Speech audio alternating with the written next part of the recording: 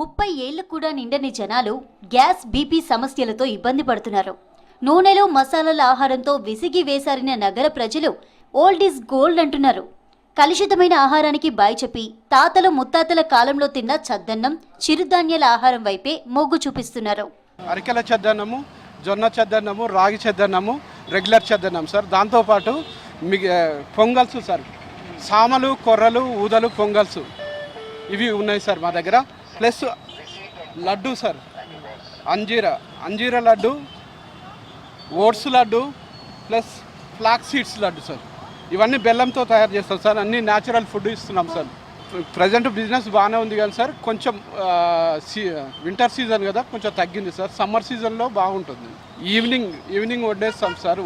వండేసి దాన్ని మిల్క్ తెచ్చి డైరెక్ట్ దాంట్లో తోడేసి దాంట్లో ఫర్మెంటేషన్ చేస్తాం సార్. ఫర్మెంటేషన్ చేసి మార్నింగ్ దానికి సాల్ట్ యాడ్ చేసి తీసుకొస్తాం సార్ ఇక్కడికి.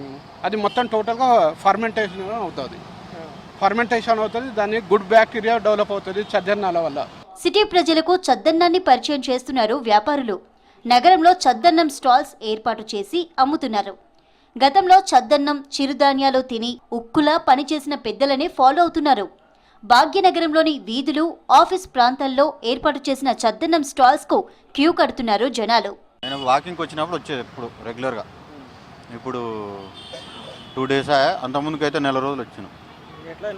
మంచిగా ఉంది. ఇప్పుడు ఫుడ్ అయితే బాగుంది, హెల్దీ ఫుడ్. షుగర్ పేషెంట్లకు బాగుంటుంది. లాస్ట్ 2-3 months నుంచి ఇక్కడ రెగ్యులర్గా వస్తుంటారు అనమాట. Very nutritionist, excellent food. Morning daily కమర్షియల్గా ఓన్లీ ఇడ్లీ, వడ, పూరి, అంటే అగైన్ అదే సేమ్ ఆయిల్లో, యూజ్డ్ ఆయిల్లో కుక్ చేస్తూ ఉంటారుగా, అది బోర్ కూడా వేసింది. This is very nice, very tasty and healthy. Ragi sankati and with టమాటా చట్నీ, కారపొడి అండ్ విత్ ఆనియన్స్.